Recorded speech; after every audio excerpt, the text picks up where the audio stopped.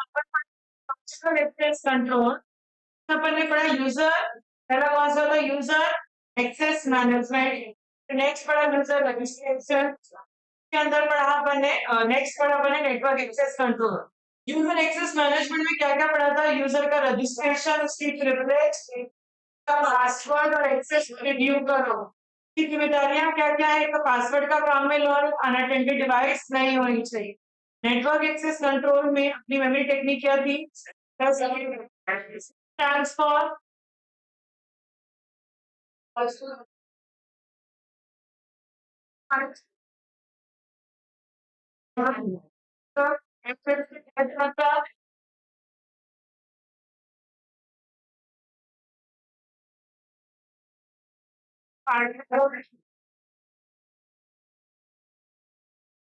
मतलब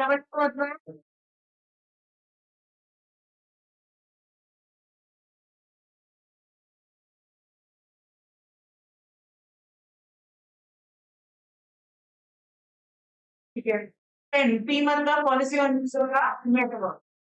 फिर नेक्स्ट तरीके के हम लॉजिकल एक्सेस कंट्रोल ही पढ़ रहे हैं, that is operating system access control.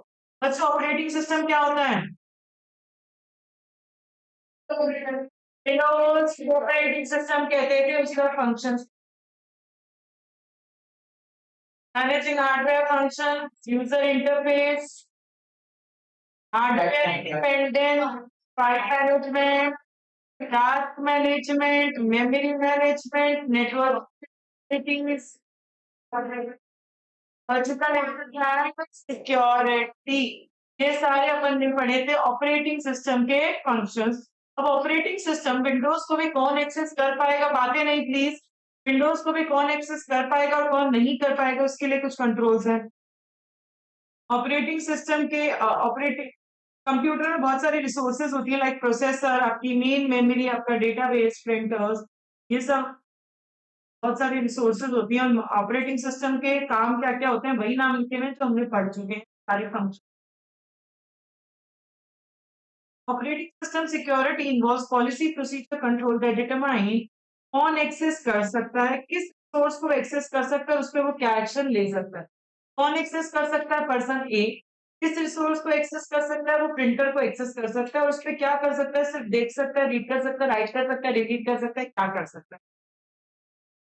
तो इसके कुछ स्टेप्स हैं बच्चों, स्टेप्स हैं तो हमें सीक्वेंस में याद रखने हैं ऑपरेटिंग सिस्टम एक्सेस। पहला स्टेप है आपका ऑटोमेटेड टर्मिनल आइडेंटिफिकेशन। यहाँ पे आप जो भी सेशन स्टार्ट कर रहे हो हमेशा एक स्पेसिफिक टर्मिनल से सेशन स्टार्ट होना चाहिए। स्पेसिफिक टर्मिनल का मतलब, सपोज मेरी ऑर्गेनाइजेशन में टोटल 15 कंप्यूटर्स हैं, तो मैंने फिक्स कर दिया कि अगर आपको नेटवर्क से कनेक्ट करना है, आपको सेशन शुरू करना है, तो कंप्यूटर नंबर 7 से ही सेशन शुरू होगा और कोई कंप्यूटर सेशन शुरू नहीं कर सकता। तो अपन ने एक कंप्यूटर एक टर्मिनल फिक्स कर दिया, वहीं से आपका सेशन शुरू। फिर टर्मिनल लॉगिन प्रोसीजर, अब उसमें जो 7 नंबर का कंप्यूटर है उस पर आपको लॉगिन करना पड़ेगा टर्मिनल पे। यूजर को जब भी लॉगिन करना है तो यूजर को क्या डालना पड़ता है लॉगिन करने के लिए, अपना आईडी और पासवर्ड। आईडी पासवर्ड कंपेयर होता है डेटाबेस में कि आईडी पासवर्ड जो ऑलरेडी सेव है उसका कंपेयर होगा, और आप ऑथराइज होगे तो लॉगिन हो जाएगा और ऑथराइज नहीं हो तो लॉगिन नहीं होगा। अब आपने 7 नंबर वाले कंप्यूटर से सेशन शुरू किया, लॉगिन क्रेडिट पासवर्ड डालिए, अब एक एक्सेस टोकन जनरेट होता है। जब लॉगिन हो गया तो सिस्टम खुद ऑपरेटिंग सिस्टम एक एक्सेस टोकन जनरेट करता है जिसमें एक की लगी हुई रहती है। अब उस की के अंदर क्या क्या लिखा हुआ है, एक्सेस टोकन में क्या क्या लिखा हुआ है, आपका आईडी, आपका पासवर्ड, आप इस ग्रुप बिलोंग करते हो और आपको ये प्रिविलेज दी गई। सपोज आईडी, मेरा आईडी है 123, मेरा आईडी है ABC, मेरा पासवर्ड है 123। मैं ग्रुप कौन से को बिलोंग करती हूँ, मैं स्टूडेंट वाले ग्रुप को बिलोंग करती हूँ। मुझे प्रिविलेज क्या ग्रांटेड है, मैं सिर्फ डेटा को रीड कर सकती हूँ, राइट नहीं कर सकती। सब चीजें मेंशन होंगी एक एक्सेस टोकन में हर यूजर के लिए। Access token specified that during particular session what all resource can access. इस सेशन के दौरान, सेशन जैसे 15 मिनट का सेशन, घंटे का सेशन, अब मेरा आप लोगों के साथ 1.5 घंटे का सेशन होता है, 1.5 घंटे की क्लासेस लेते, तो अपन इस सेशन के दौरान जो पर्सन एबीसी है वो क्या-क्या रिसोर्स को एक्सेस कर सकता है? वो प्रिंटर को एक्सेस करता है, वो मॉनिटर को एक्सेस कर सकता है, वो कीबोर्ड को एक्सेस कर सकता है। सपोज़ यहाँ पे सब मेंशन्ड है कि सेशन के दौरान जो पर्सन जिसका ये आईडी है वो ये रिसोर्स को एक्सेस कर सकता है। अब एक्सेस कंट्रोल लिस्ट, ये एक लिस्ट है जो स्पेसिफाई करेगी who all users are authorised to access a particular, एक लिस्ट बनी हुई है। लिस्ट मतलब प्रिंटर की लिस्ट है। प्रिंटर को कौन-कौन एक्सेस कर सकता है? एक तो एबीसी एक्सेस कर सकता है और एक एक्सवाईजेड एक्सेस। मॉनिटर को कौन-कौन एक्सेस कर सकता है? एक तो एबीसी एक्सेस कर सकता है और एक एलएमएन एक्सेस कर सकता है। तो एक्सेस कंट्रोल लिस्ट मतलब एक लिस्ट बनी हुई है कि इस रिसोर्स को ये सारे यूजर्स है ऑर्गेनाइजेशन में जो इस रिसोर्स को एक्सेस कर सकते हैं। यूजर को एक्सेस करना है तो जैसे ही एबीसी ने कहा कि मुझे प्रिंटर एक्सेस करना है, तो क्या होगा?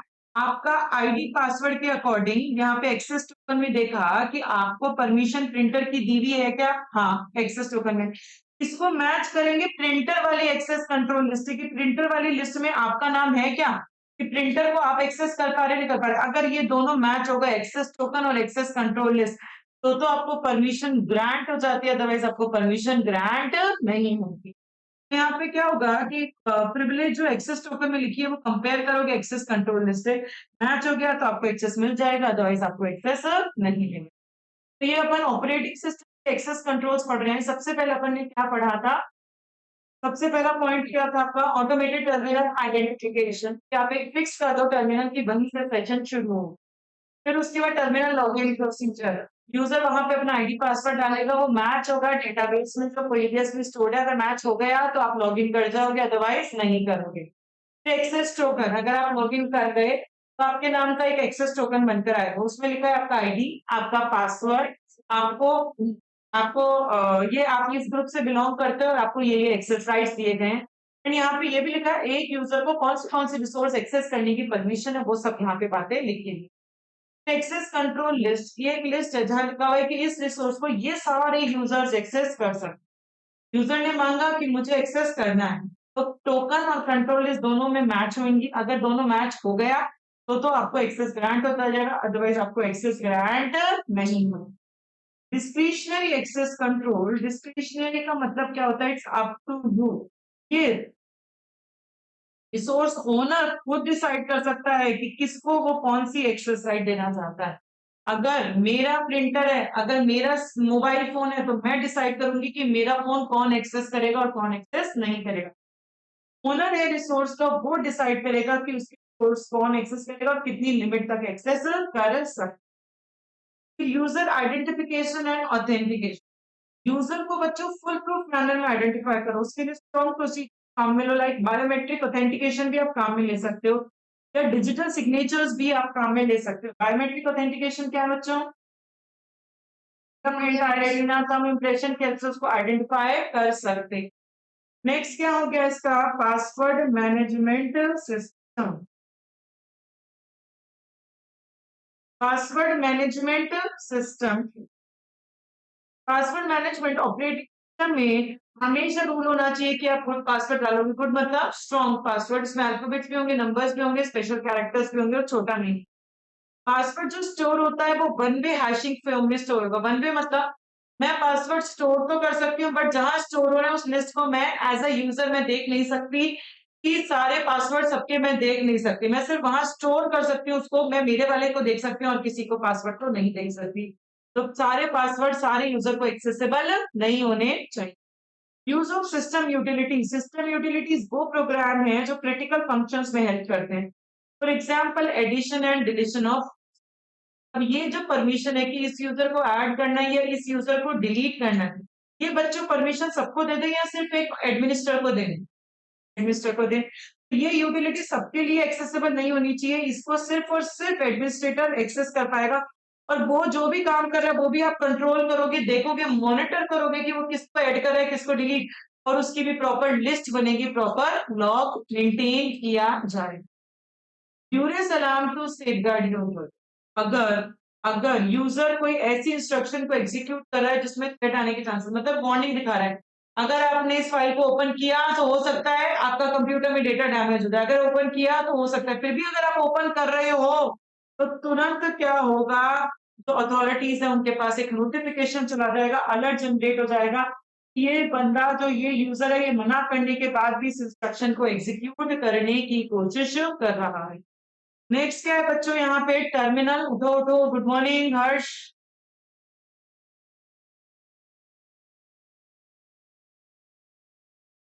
तुरंत झूठ बोलते हैं तुरंत।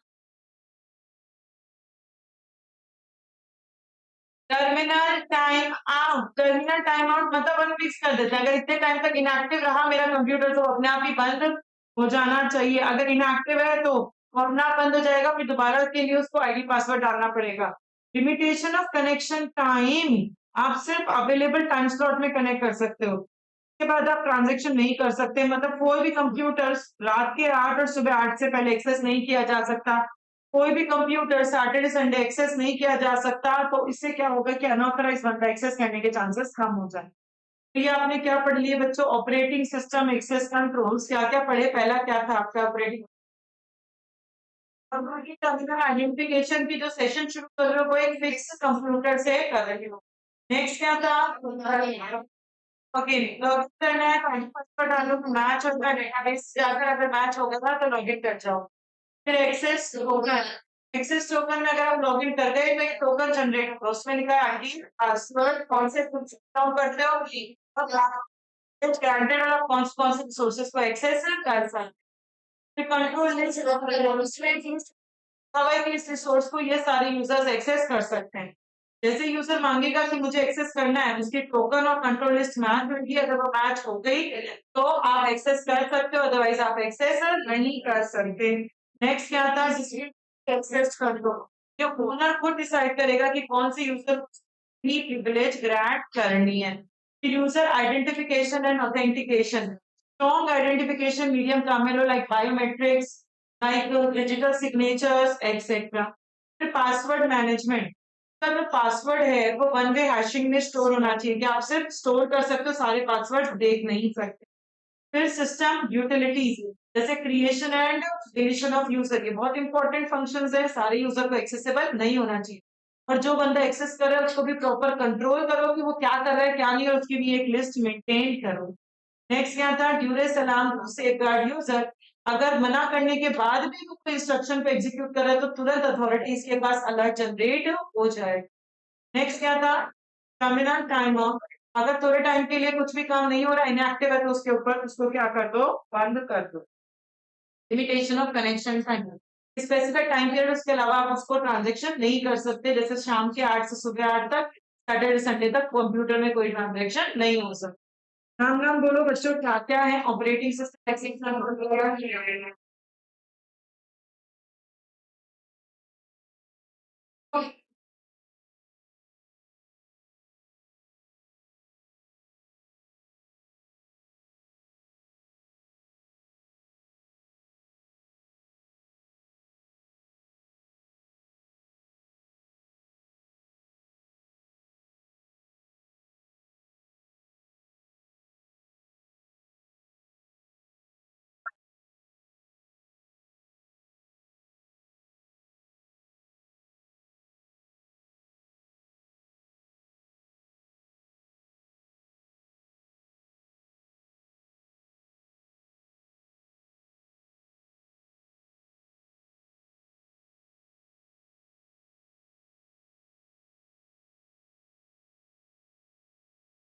बोल पा रहे हो, 8 तक बोल पा रहे हो?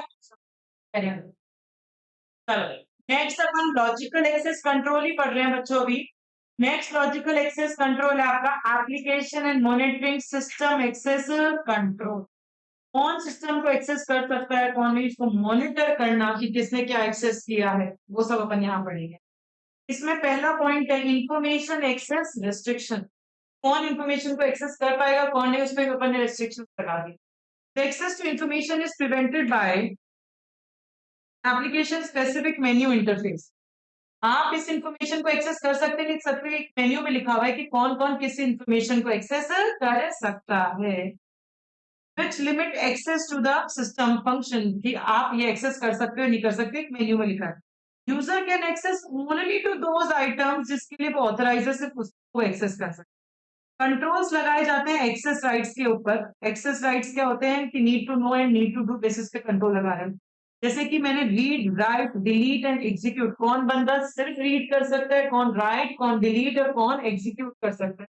इंश्योर दैट सेंसिटिव आउटपुट जो है वो सिर्फ और सिर्फ ऑथराइज टर्मिनल, ऑथराइज लोकेशन पे भेजा जाए। हर कोई कंप्यूटर पे सेंसिटिव आउटपुट भेजा भी। तो पहला क्या है, इंफॉर्मेशन एक्सेस रेस्ट्रिक्शन। कौन उस इंफॉर्मेशन को एक्सेस कर पाएगा, ये मेन्यू में लिखा हुआ है। एंड यहाँ पे एक्सेस राइट्स भी डिफाइंड होते हैं, like read, write, delete and execute. और जो आउटपुट आ रहा है वो भी आप कोई ऑथराइज टर्मिनल पे ही आउटपुट भेजोगे। हर किसी टर्मिनल, हर किसी कंप्यूटर पे आउटपुट भी नहीं आना चाहिए। Sensitive system isolation. अगर आपका सिस्टम बहुत क्रिटिकल है, बहुत सेंसिटिव है, तो उस सिस्टम को जरूरी है कि आप उस सिस्टम को एक आइसोलेटेड एनवायरनमेंट में चलाओ, एक अलग कॉमन एरिया में मत चलाओ, एक अलग स्पेसिफिक रूम होना चाहिए, वहां आपका इंपॉर्टेंट कंप्यूटर सिस्टम रहना चाहिए। Monitoring system access and use is a detective control. फिर मॉनिटर करो कि कौन एक्सेस कर रहा है, कौन क्या यूज में ले रहा है उस सिस्टम को, भाई डिटेक्टिव कंट्रोल है। Check if preventive control discuss so far are working. और अपन ये चेक करेंगे कि जितने भी प्रिवेंटिव कंट्रोल थे वो सही तरीके से काम भी कर रहे हैं या नहीं कर रहे। अगर नहीं तो control will detect and report any unauthorized activity. अगर प्रिवेंटिव सही काम नहीं कर रहा तो जो एरर आएगी वो डिटेक्ट कर और रिपोर्ट कर दिया जाएगा कि ये अनऑथराइज एक्टिविटीज इस सिस्टम के अंदर हो। आइसोलेटेड, अलग इन्वायरमेंट। एक तो कॉमन कंप्यूटर रूम है जहां 50-100 कंप्यूटर रखे हैं, नॉर्मल लेबर आपका नॉर्मल स्टाफ काम कर रहे हैं। एक जिसमें बहुत इंपॉर्टेंट डेटा सेव होगा, उस कंप्यूटर को अलग से कोई रूम में मैं उस कंप्यूटर को रखा है, उसका डेटा और कहीं पे रखा है, कॉमन स्टाफ के पास वो डेटा एक्सेसिबल नहीं है।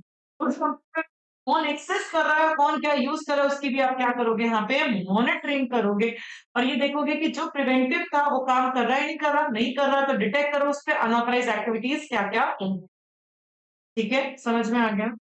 इवेंट लॉगिंग, लॉगिंग मतलब बच्चों लॉगिंग मेंटेन करना, डॉक्यूमेंट करना।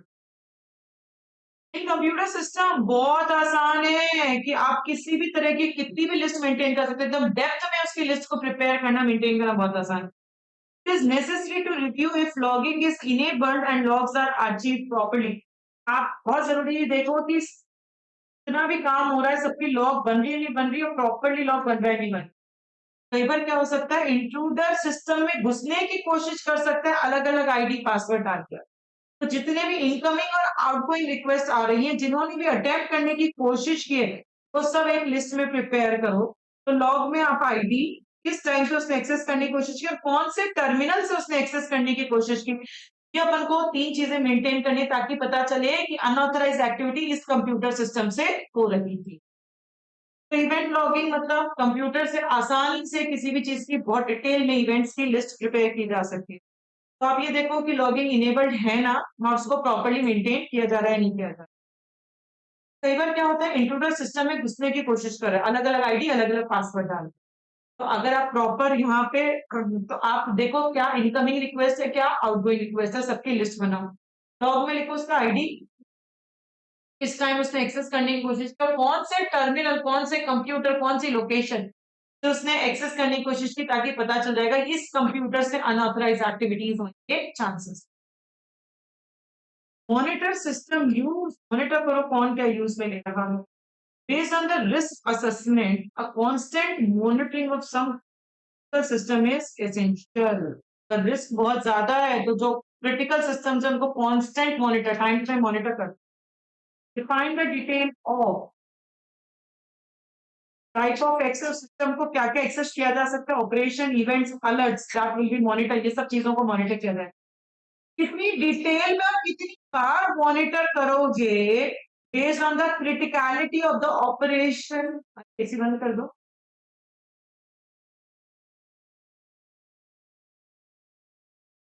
यहाँ से स्विच बंद कर दो एसी।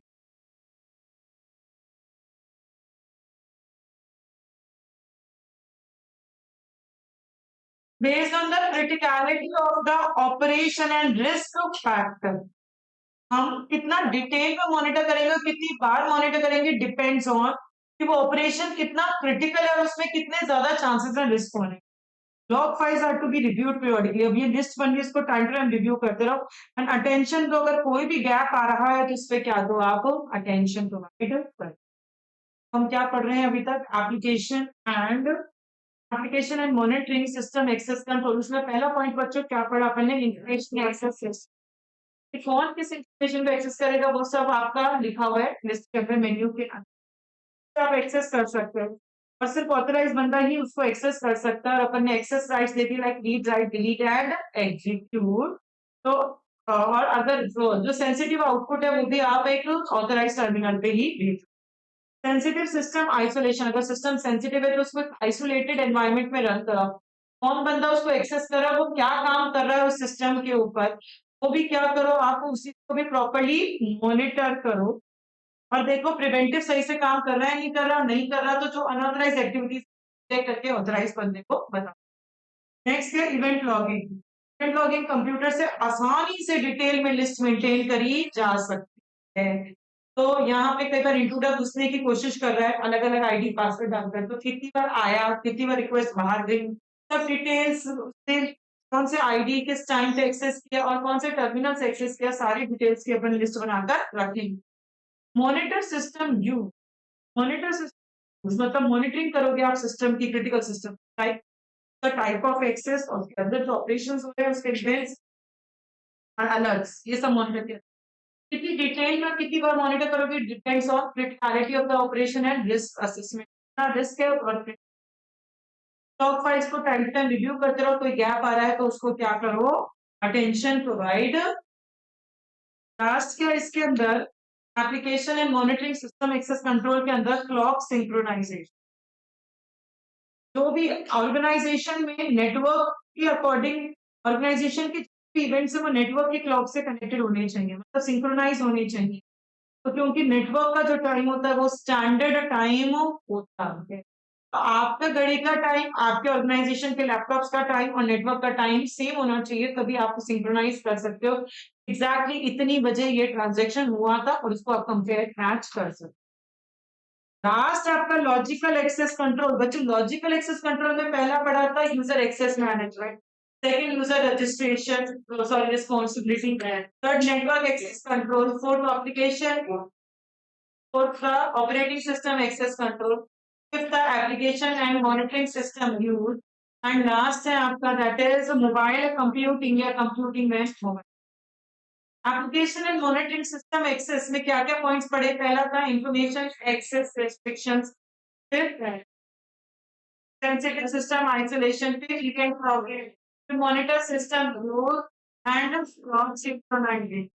लास्ट है इसके अंदर मोबाइल कंप्यूटिंग। क्या होगा मोबाइल कंप्यूटिंग नाम से समझ में आता है, मोबाइल डिवाइसेस के थ्रू कंप्यूटर का काम कर पा रहे हो व्हाइल ऑन मूव। जब आप एक जगह से दूसरी जगह मूव कर रहे हो तभी डेटा को अगर सेंडर रिसीव कर पा रहे हो तो मतलब आप कौन सा काम में ले रहे हो, मोबाइल कंप्यूटिंग।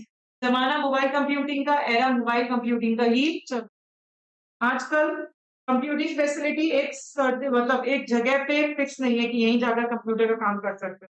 आप आसानी से कहीं से भी मूव करते हुए उस चीज को एक्सेस कर सकते हो।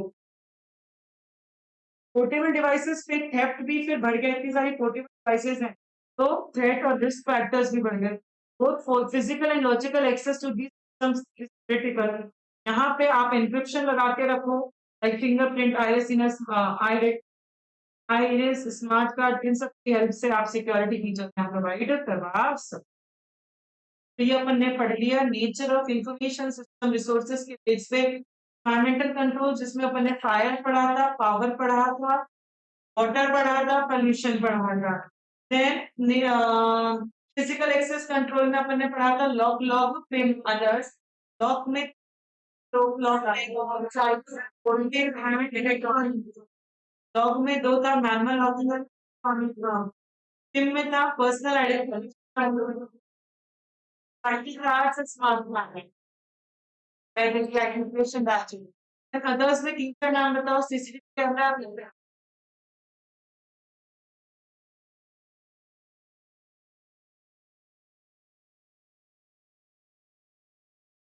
फिर अपन ने पढ़ा लॉजिकल एक्सेस कंट्रोल्स में पहला पढ़ा यूजर एक्सेस मैनेजमेंट। फिर उसके अंदर क्या क्या था यूजर एक्सेस के अंदर, नाम नाम बोलो, रजिस्ट्रेशन,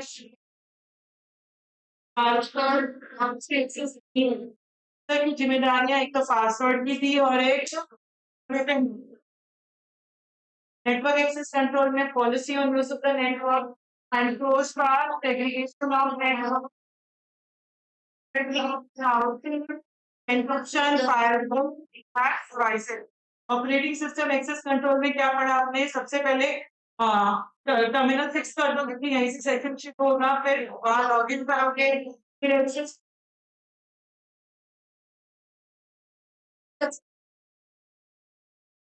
कंट्रोल है।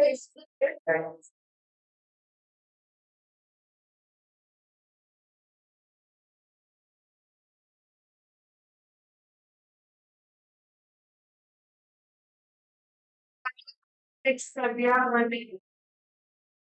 टर्मिनल। फिर अपन ने नेक्स्ट पढ़ा हाउ सिस्टम एक्सेस अंदर इंफॉर्मेशन कर सकता है।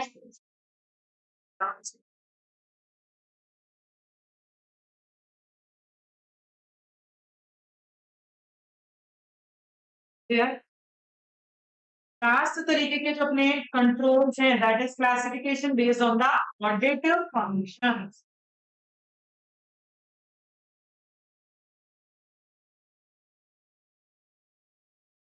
फिर अपन दो पढ़ेंगे, managerial controls and application control. सबसे पहले अपन पढ़ेंगे managerial controls. In this part, we shall examine controls over managerial functions that must be performed to ensure that development, implementation, operation, maintenance of information system in a planned, controlled manner in an organ. मतलब जो भी organisation में जो भी information system है उसको कैसे develop करना है, कैसे इंप्लीमेंट, कैसे ऑपरेट और कैसे मेंटेन करना है, इन सबसे रिलेटेड यहाँ पे control control at this level provide stable infrastructure. यहाँ पे बहुत सारे कंट्रोल्स हैं, like top management and information system, system development, programming management, data resource, quality, security, operation management, ये सारे अपन पढ़ेंगे मैनेजरियल कंट्रोल। सबसे पहला मैनेजरियल कंट्रोल है आपका top management and information system management control.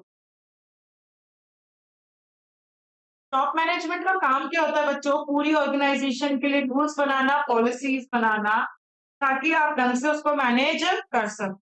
Information system management का क्या काम होता है? इंफॉर्मेशन सिस्टम मैनेजमेंट मतलब एक डिपार्टमेंट है जिसका काम है इंफॉर्मेशन को कंप्यूटर सिस्टम्स को मैनेज करना। कंप्यूटर डिपार्टमेंट, टेक्निकल डिपार्टमेंट का काम क्या है कि इंफॉर्मेशन सिस्टम और उसके ऊपर जो कंट्रोल्स लगे हैं उसको मैनेज करना। ये डिपार्टमेंट टॉप मैनेजमेंट को एडवाइस करेगा कि आपको हमारे डिपार्टमेंट में क्या-क्या रूल्स, क्या-क्या पॉलिसीज लगानी चाहिए, वो उनको गाइड करेगा। ये दोनों मिलकर टॉप मैनेजमेंट चाहे इंफॉर्मेशन सिस्टम मैनेजमेंट, दोनों मिलकर कुछ फंक्शंस परफॉर्म करते हैं।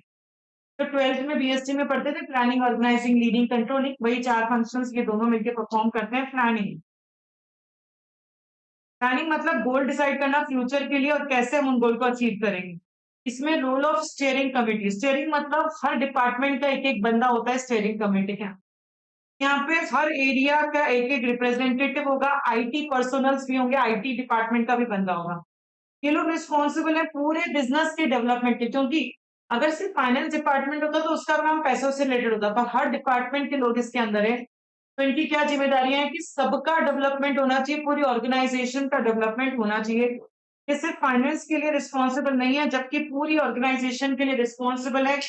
टेलीकम्युनिकेशन, उसकी phone lines, video conferencing etcetera, office automation, manufacturing process system, सब चीजों के लिए रिस्पॉन्सिबल। प्लानिंग में एक लाइन लिखो बच्चों बुक में, planning could be either short term और long term. Planning could be either short term और लॉन्ग टर्म।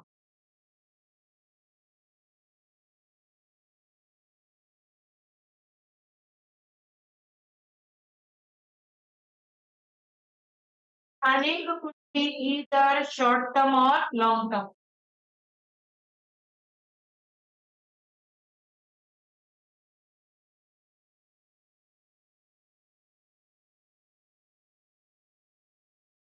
तो planning, role of steering committee का क्या काम है? यहाँ पे सारे डिपार्टमेंट के लोग होंगे, उनका काम ओवरऑल डेवलपमेंट का है।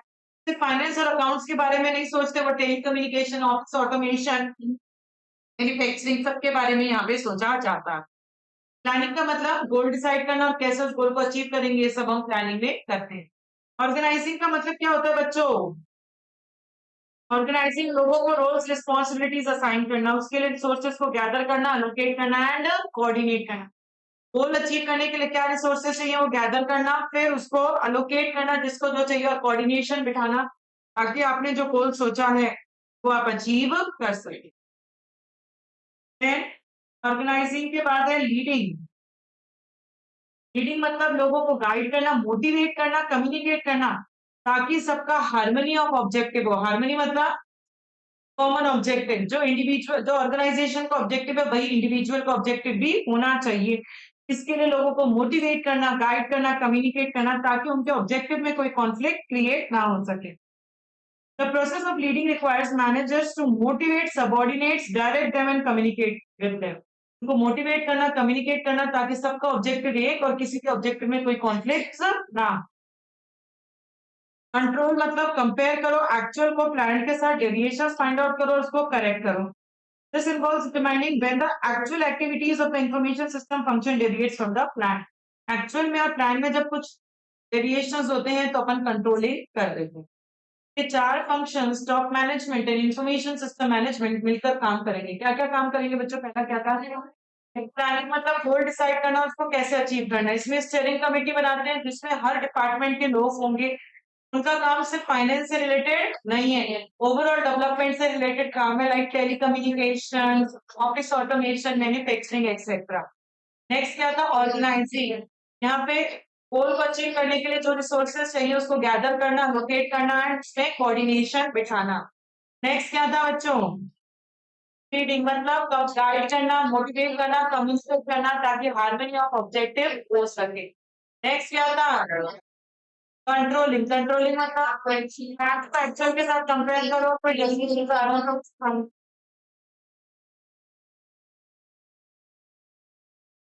नेक्स्ट जो हम पढ़ेंगे, ये हम किसके अंदर पढ़ रहे हैं? On the basis of audit function के अंदर मैनेजरियल कंट्रोल्स में पहला कंट्रोल आपने पढ़ लिया, top management and information system management.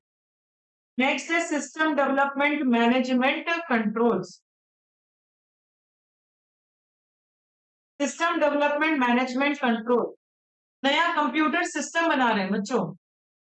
System मतलब एक पूरा का पूरा ईआरपी सॉफ्टवेयर था। ईआरपी एक सिस्टम है जिसके अंदर अलग अलग सॉफ्टवेयर के अलग अलग मॉड्यूल्स है। एक पूरा कंप्यूटर सिस्टम, पूरी टेक्नोलॉजी को बनाना is called the system development management. ये मैनेजमेंट रिस्पॉन्सिबल है उसको नए सिस्टम को डिजाइन करना, इंप्लीमेंट करना और मेंटेन करना। System development controls are targeted to ensure that proper documentation और ऑथराइजेशन होना चाहिए। हर फेज के लिए प्रॉपर लिखा हुआ और ऑथराइजेशन होना चाहिए। It includes control at controlling new system development activities. जो भी नया कर रहे हो उसको कंट्रोल करो।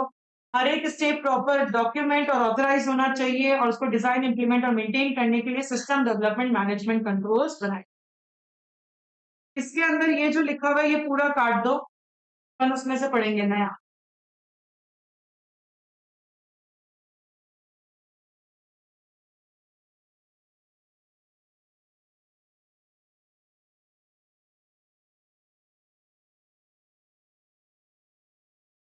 नहीं आ रही क्या?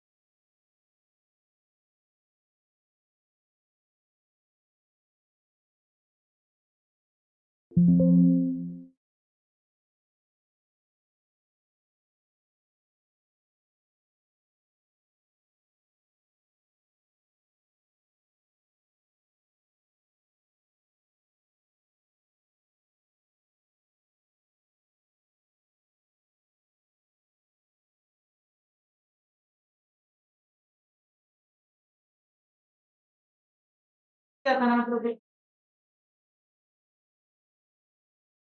आए फ्लावर दिखाओ बोल तो मैं कब तक पढ़ोगे? नोट्स खोलोगे थोड़ी ना एग्जाम पहले। एक टॉपिक के लिए बुक खोल रहे हो, एक टॉपिक के लिए नोट्स खोल रहे हो। दिखाओ सब। तो नहीं लिखने लायक हो खड़े हो जाओ।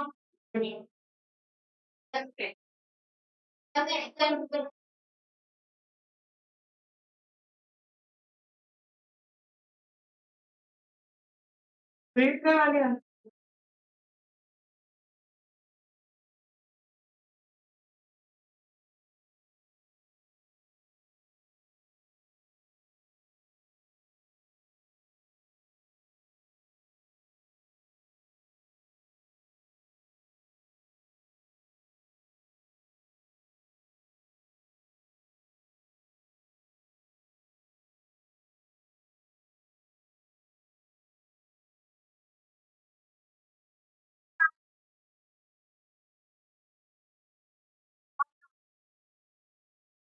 एनवायरमेंटल कंट्रोल्स का लिखा हुआ दिखाओ आंसर।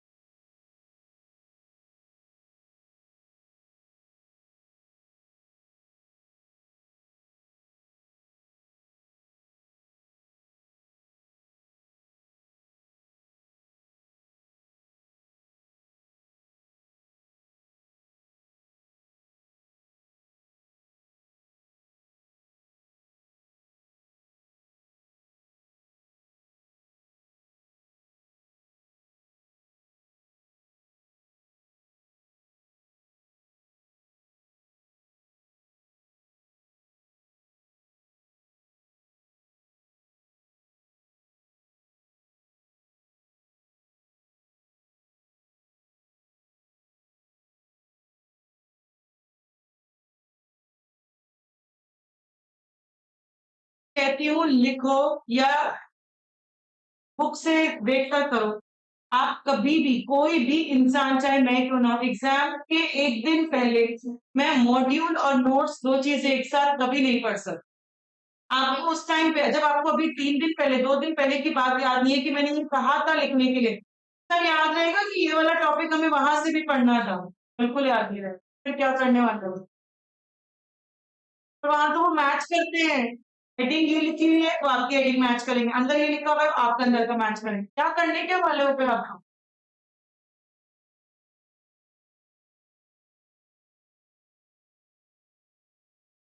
बंद कर रहे एसी, फ्लक्चुएट हो गया साइड। क्या करें? हर्ष मैं कैसे ला दूं बेटा? अच्छा, एक टॉपिक पढ़ना है उसके ऊपर नहीं जाएंगे। बेटा ये ज्यादा बेटा, बेटा ये ज्यादा जाओ।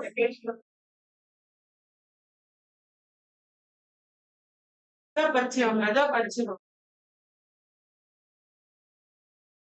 इन्होंने मुझे आज नहीं खाया। सौम्य की मेहरबानी, सौम्य हाथ पैर जोड़ो उसके और उसका पन्ना प्रिंट कराओ और सौ आने तो घूस दो, तो कुछ खिलाओ पिलाओ।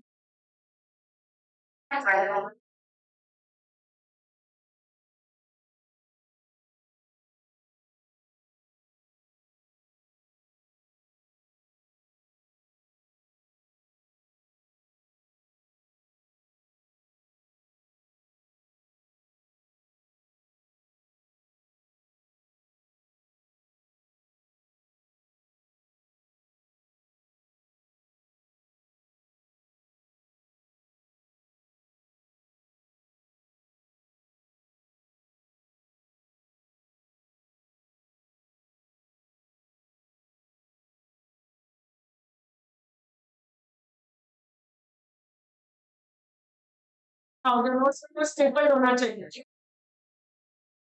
स्टेपल होना चाहिए, अलग अलग नहीं होनी चाहिए। चलो अब पढ़ते हैं। अरे ढंग से पढ़ना है, ये अमेंडेड टॉपिक है जो मैं पढ़ा रही हूँ और थोड़ी सी लैंग्वेज गंदी है तो बहुत अच्छे से सुनना है, बहुत अच्छे से पढ़ना है। पेज नंबर आपको जो मैंने कल प्रिंट करवाया उसमें पेज नंबर 3.36 और 3.37 हम अभी पढ़ने जा रहे हैं। ये आप सिस्टम डेवलपमेंट में पेस्ट कर लें अपने पे, 36 एंड 37।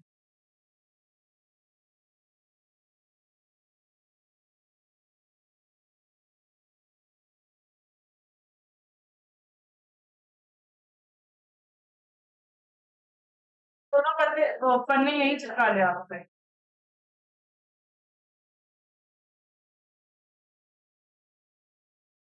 चलो हम क्या पढ़ रहे हैं? System development management controls. जो आप नया सिस्टम बना रहे हो उसको मेंटेन करने के लिए जो कंट्रोल्स आप लगाते हो उसे system development management.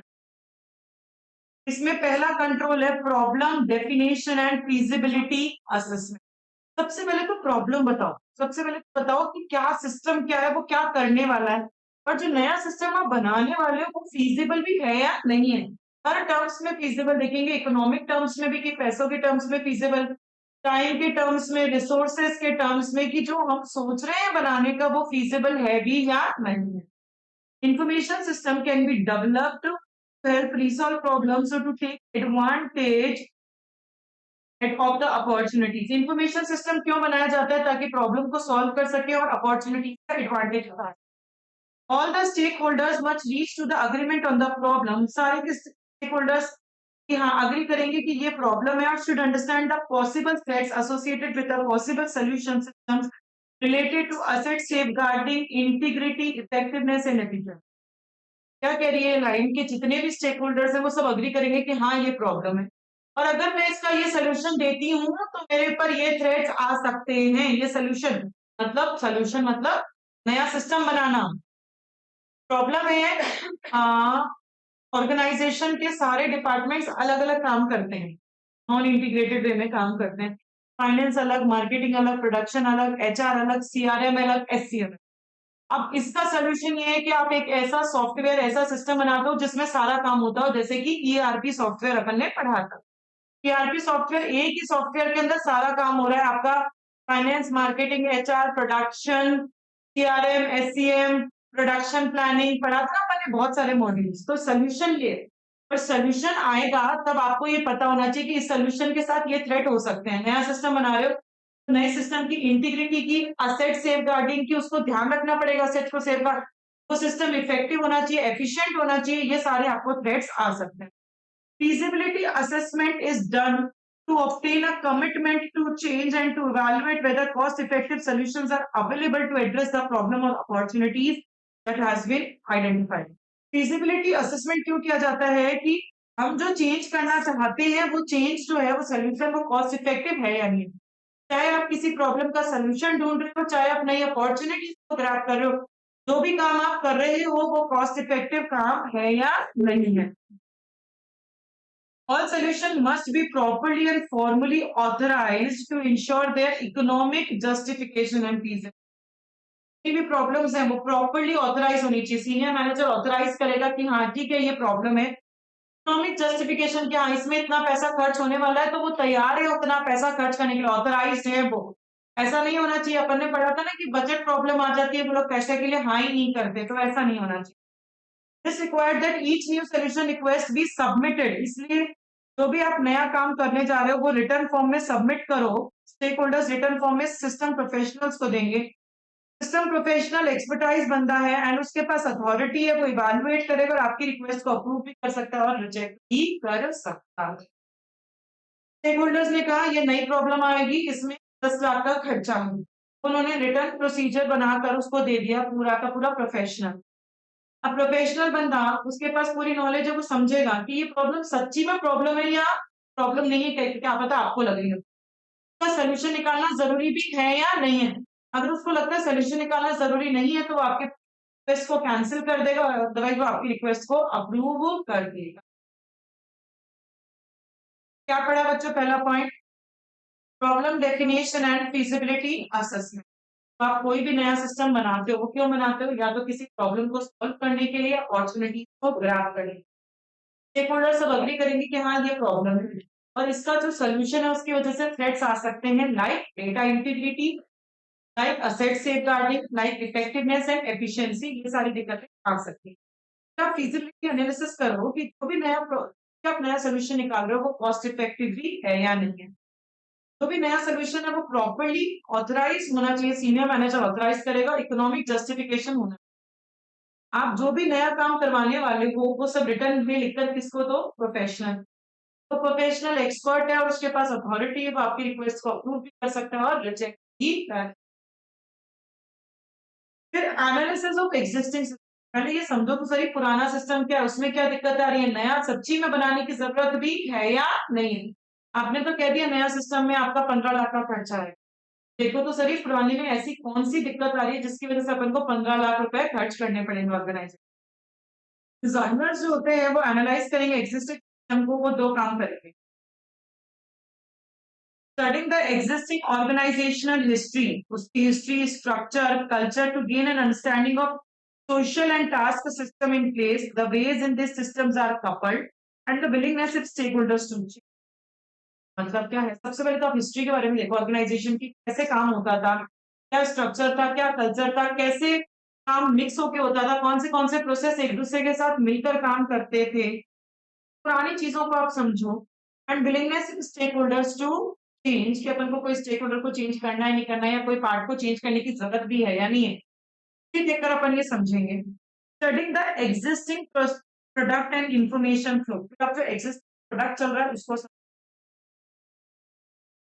As the proposed system. बच्चों प्रपोज सिस्टम कौन सा होता है? न्यू सिस्टम को प्रपोज सिस्टम बोला जाता है। नया सिस्टम किस पे बेस्ड है? प्राइमरी या करंट प्रोडक्ट पे बेस्ड होता है। तो डिजाइनर्स अंडरस्टैंड करेंगे strength and weakness of the existing product, determine कि नए सिस्टम को और क्या करना और कितना चेंज करना पड़ेगा, के लिए पुराने को समझना जरूरी। अपन ने क्या पढ़ा? Analyse of existing system. Existing system के लिए आप पहले उसकी हिस्ट्री, कल्चर और कैसे कैसे टास्क एक दूसरे से मिलकर काम करते हैं, क्या कुछ भी चेंजेस की जरूरत है, पुराने पास्ट को समझिए। करंट प्रोडक्ट जो चल रहा है उसको समझो, क्योंकि वही बेस है नए सिस्टम। पुराने सिस्टम की क्या स्ट्रेंथ थी, क्या वीकनेस थी, नए को और क्या करना है, नए में और क्या चेंजेस करने हैं वो आपको समझना पड़ेगा। तो आपने बच्चों 2 पॉइंट्स पढ़ लिए सिस्टम डेवलपमेंट, मैनेजमेंट, कंट्रोल के। पहला पॉइंट क्या पढ़ा? Problem definition and feasibility analysis. सबसे पहले नया सिस्टम क्यों बनाया जाता है? किसी भी प्रॉब्लम को सॉल्व करने के लिए, अपॉर्चुनिटीज को ग्रैब करने के लिए। सबसे पहले क्या होना चाहिए? सारे के सारे स्टेक होल्डर अग्री करेंगे ये प्रॉब्लम है। अगर इसके सोल्यूशन पे जाते हैं तो हमें ये सारे थ्रेड्स, हमें सोल्यूशन पे जाना पड़ेगा, नहीं तो ये थ्रेड्स हो सकते हैं like integrity, safeguarding, efficiency. Feasibility analysis मतलब उसकी कॉस्ट इफेक्टिव एनालिसिस देखेंगे, इकोनॉमिक जस्टिफिकेशन देखेंगे। सारी चीजें रिटर्न में लिखकर आप प्रोफेशनल को दोगे, तो इवैल्यूएट करेगा कि आपकी रिक्वेस्ट को एक्सेप्ट भी कर सकता है और रिजेक्ट भी कर सकता है। नेक्स्ट क्या था? Existing system. उससे पहले हिस्ट्री समझो, ऑर्गेनाइजेशन की हिस्ट्री, वहां का सोशल कल्चर, वहां का एनवायरमेंट स्ट्रक्चर कैसा है, कैसे दो प्रोसेस एक दूसरे से मिलकर काम करते हैं, क्या किसी भी चीज में कुछ भी चेंज करने की जरूरत है। एग्जिस्टिंग जो भी सिस्टम चल रहा है उसको समझो, उसकी क्या स्ट्रेंथ है, उसकी क्या वीकनेस है, क्योंकि वही बेस है, उसको ध्यान में रखते हुए अपन नया बनाएंगे कि पुराने में क्या कमी थी, नए में क्या होना चाहिए। नेक्स्ट है information processing system design. This phase involve following activity. यहाँ पे इंफॉर्मेशन कैसे क्या प्रोसेस होगी, इसके अंदर भी कुछ काम होंगे। पहला है एलिसिटेशन ऑफ डिटेल रिक्वायरमेंट। सबसे पहले तो डिटेल में बताओ एकदम कि आपको नए सिस्टम से क्या क्या चाहिए। सपोज मेरा पुराना सिस्टम तो सिर्फ 2+2 करके 4 दे पा रहा था। फॉर एग्जाम्पल मुझे नया सिस्टम चाहिए जो 2+2.3 भी कर सके, 2.4+2.5 भी कर सके, 2.56 प्लस 0.678 भी कर सके। मतलब एक डेसिमल डिजिट, दोनों डेसिमल डिजिट, दो और तीन डेसिमल डिजिट को ऐड कर सके। तो आपको बहुत डिटेल में बताना पड़ेगा कि नए सिस्टम को और क्या क्या करना है, वो आपको डिटेल में बताना पड़ेगा। या तो स्टेक होल्डर से पूछो कि आपको क्या रिक्वायरमेंट है, अगर उनको पता है कि उनको ये चाहिए तो ठीक है। और discover the requirement through analysis और experimentation in case stakeholders are uncertain about their need. या तो मैंने डायरेक्टली स्टेक होल्डर से पूछ लिया कि आप बता दो, ताकि देखो, या तो आप स्टेक होल्डर से पूछ रहे हो कि आप बता,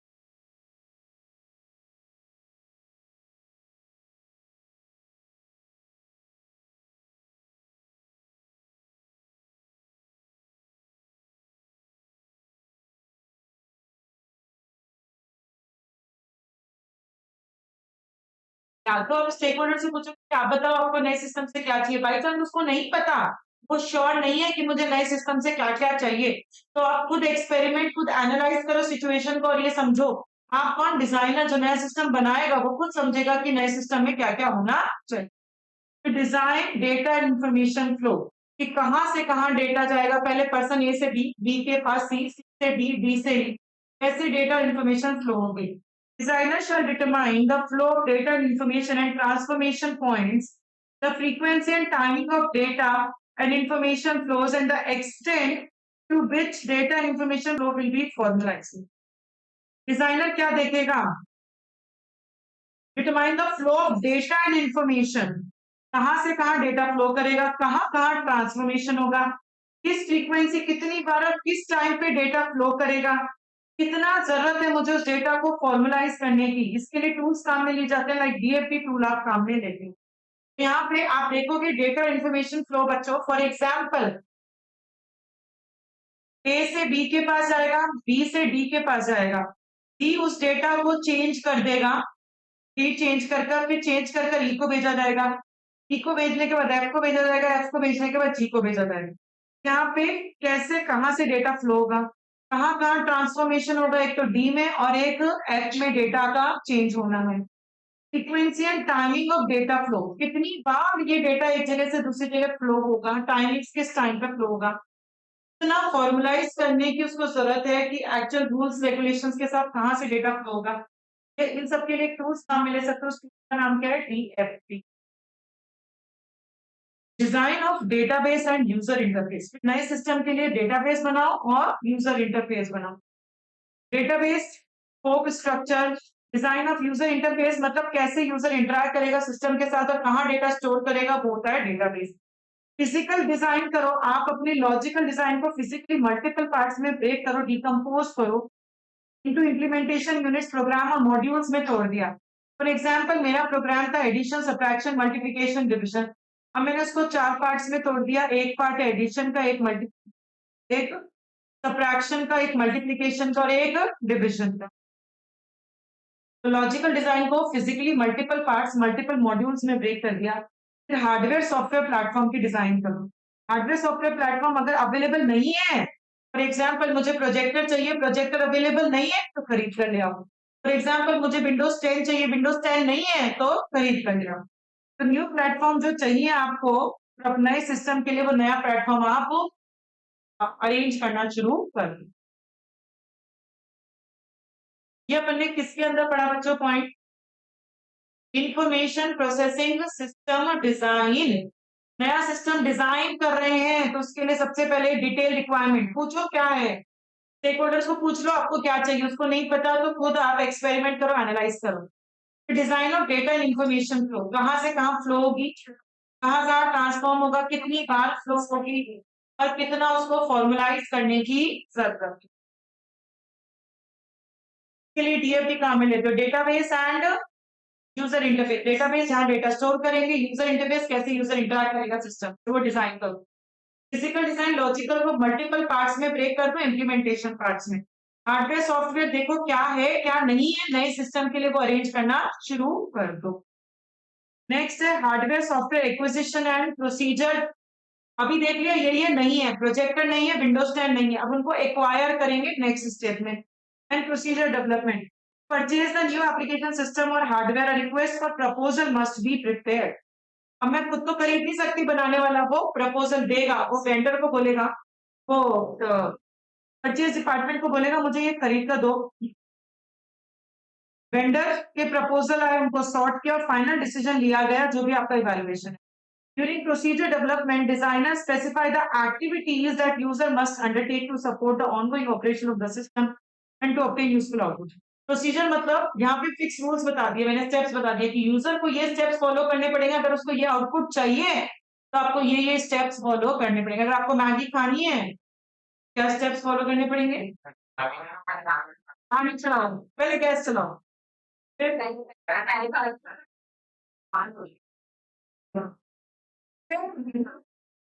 पानी चलाओ।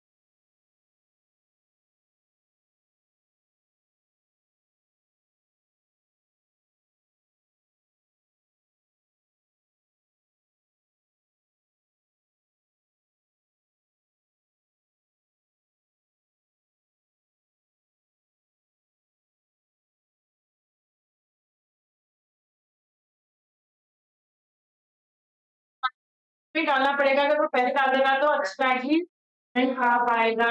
तो अगर आप ये स्टेप, अगर ये आउटपुट चाहते हो तो स्टेप्स को फॉलो करो। यहाँ तक रिवाइज करते हैं, लास्ट पॉइंट है वो एक पॉइंट और बढ़ेगी। हाँ हाँ बस इसी का एक पॉइंट बाकी था, लेकिन रिवाइज करते हैं।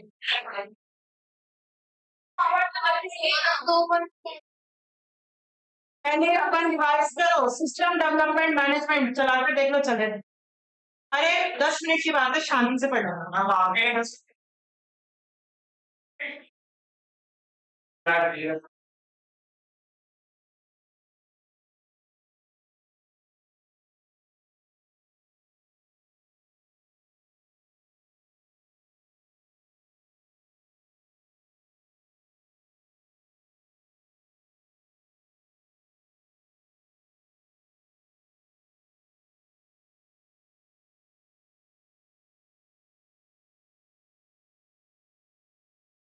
लेते हैं।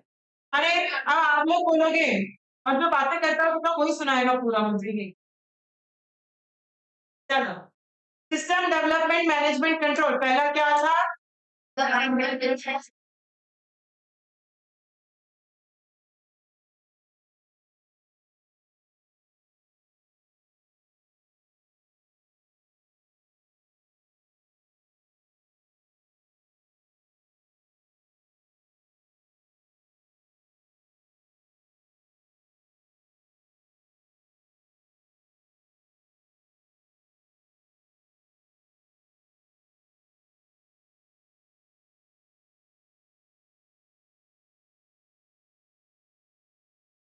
को तो इवैल्यूएट करेगा, आपकी रिक्वेस्ट को अप्रूव भी कर सकता है और रिजेक्ट भी कर सकता है। नेक्स्ट क्या था?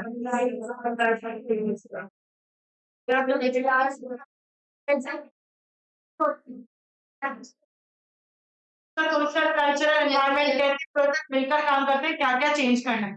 एग्जिस्टिंग सिस्टम क्या है, क्या स्ट्रेंथ है, क्या वीकनेस है, वही बेस है, उसको ध्यान में रखकर के आप नया सिस्टम बनाएंगे। नेक्स्ट क्या था? इंफॉर्मेशन सिस्टम प्रोसेसिंग, इसके लिए अपन कुछ काम करते थे। पहले क्या था? तो आप बताओ क्या बनवाना है, तो नहीं पता तो एक्सपेरिमेंट करके देख लो कि क्या क्या बनेगा। फिर तो कहाँ से किस टाइम में तो सिंपली फॉर्मेलिटी कितना फॉर्मलाइज डीओपी उसके लिए उसमें ले सकते हैं। तो इंटरफेस एंड डेटाबेस जहाँ डेटा को रखा जाता है, और यूजर इंटरफेस का मतलब क्या होता है, किस तरीके से यूजर इंटरेक्ट करेगा विद सिस्टम। नेक्स्ट क्या है इसके अंदर? जो लॉजिकल इतना बड़ा सिस्टम है उसको फिजिकल पार्ट्स में डिवाइड कर दो।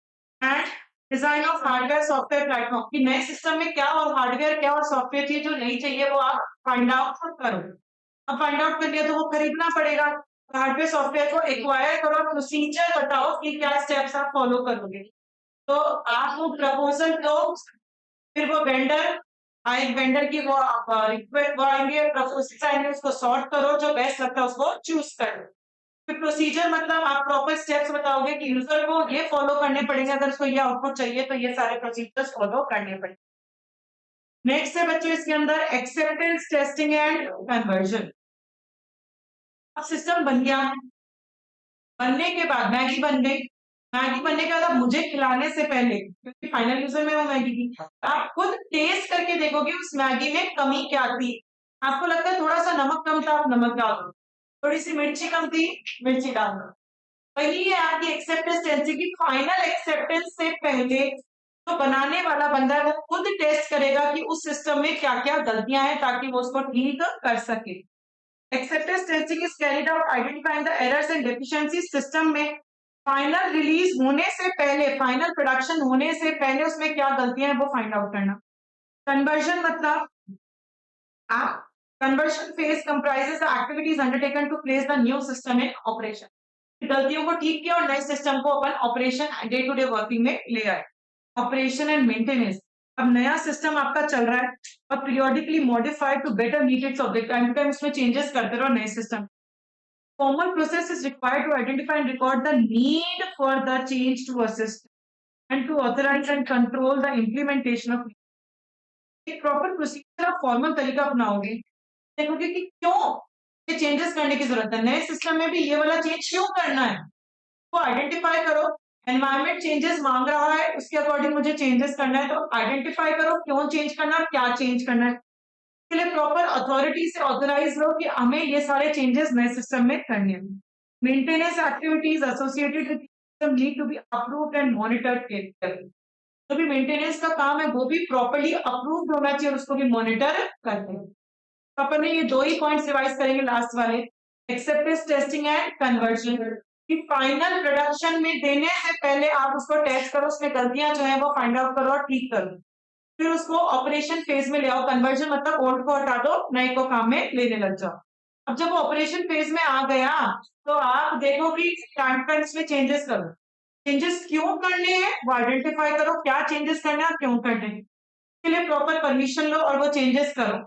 और मेंटेनेंस का मतलब क्या होता है कि टाइम टू टाइम जो मेंटेनेंस एक्टिविटी है वो भी अप्रूव होनी चाहिए, उसको भी प्रॉपरली।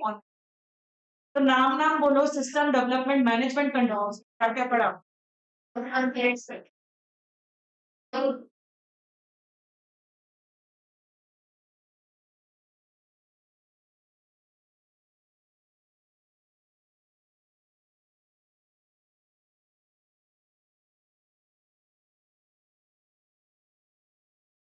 पढ़ाया है तो करना है।